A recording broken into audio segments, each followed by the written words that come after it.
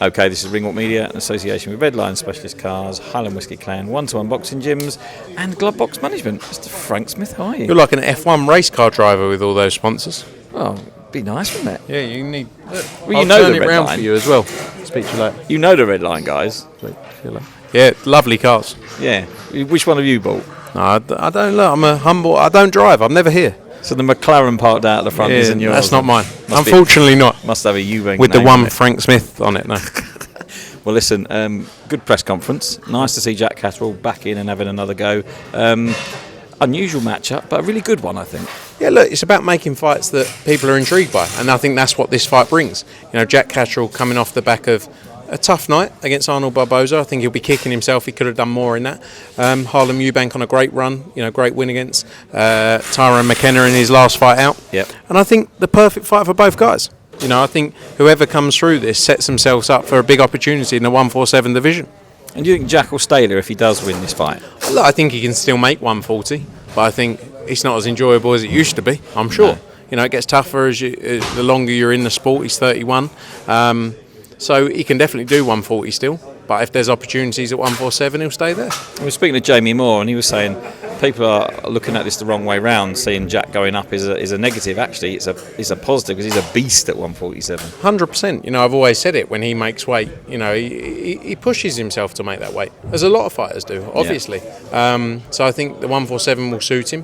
Look, one thing you have to commend both these guys for, as soon as the fight was presented, they were both like, "Yep, I'm in." It took 2 or 3 days to make the fight. You don't see that very often in this sport. Well, it's nice, easy business. Exactly. We need more of it. It'd be nice, wouldn't it? And a lot of young talent on the show. Nice to see them all getting a look in. And I like Alfie Middlemiss. He's a great lad, isn't he? Yeah, look, he's had some good performances. Big ticket seller as well. I like him a lot. Nice guy. As you say, a lot of other talent on the card. William Croller, looking to follow in the footsteps of his brother Anthony Croller, who had many a great nights in this arena we stand in now. And we loved being part of that journey. And I think William's got all of those attributes. The entertainment factory understands as well to go in and deliver big nights here himself as he continues to build through the sport. Pat Brown, who's someone we're really excited by. He came into our office and he said, "I just love tear-ups." And when I heard that, I was like, "Yep." We'll have you. I love someone who loves the tear-up.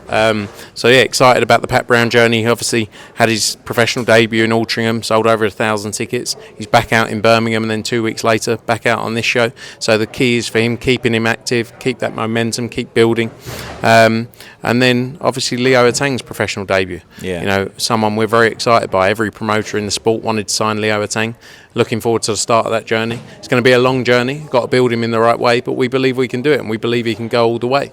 Michael Gomez Jnr. against Aqib Fiaz, a real grudge match between those two as well. So, great card, and another fight to be announced as well. Another fight to be announced. Go on, give me a. No, I'm not giving any secrets. Not me. Because the B team are here, right? Exactly. The A team would tell you. He might. You mentioned Aqib Fiaz and Michael Gomez Jr. No love lost there, of course, between the two of them. We're going to see a real typical English dust up here, aren't we, at Manchester? That's what we want. That's what it's all about. We want proper fights. We want real fights that mean something to the fighters, where they've got to go in there and deliver great performances. And his winner stays on with that one as well. Exactly, and like Aqib says, he can then set himself up for the likes of the Bellotti winner on July 26th. He can put himself back in position for those kind of fights. Well, it's all positive news. Now I know you've got to fly off, so then a couple more questions, then we'll go. You're going out to Mexico. Yeah. Tell me about where you're going. I'm off to Guadalajara. Been there a few times. Lovely place, lovely weather, much better than Manchester. It's horrible. Obviously, the headline fight, Khalil Coe against Gallegos, a rematch of their brilliant fight that took place in the US about 6 or 7 months ago. Unbelievable fight, and I don't think this will be any different. Khalil Coe's got to get in there and he's got to deliver. If he wants to carry on his journey, he's got to get in there and get a win. But Gallegos, who's coming off with the confidence of that fight, I think he's in a great place mentally. MJ Medvedev back out as well ahead of his fight against Inoue in September. So excited about Friday night. Obviously Sugar Nunes against Rikishi as well tomorrow in Japan. Eddie's out there for that one. Yeah. So it's a good run, a good week of boxing at the home of boxing, DAZN. There you go, home of boxing DAZN. It's on everywhere. It's everywhere. And the drip. I can see that. I need a drink. Actually. What value? Indeed. One last fighter, Conor Walker. Yes. Switched over to Jamie Moore's gym with Nigel. He seems to be thriving over there. Got a great fight against Liam Davis coming up. Where are you going to put him after this fight? Because obviously he's not looking past this fight, but Conor he's earning his stripes, isn't he?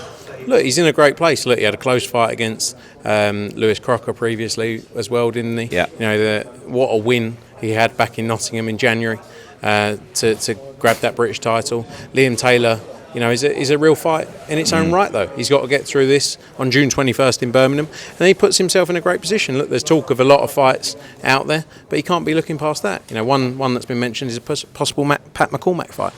You know, is an interesting fight as well. So, lots to look forward to, but June 21st is his focus right now. Right, well, listen, I know you've got to shoot off to Mexico. We always appreciate 5 minutes of your time, Frank. Thank you very much, and we'll look forward to July the 5th. Good to see you. Did you get a few more sponsors for the next one? Well, you know, put a good word for me. Thanks, Cheers, mate.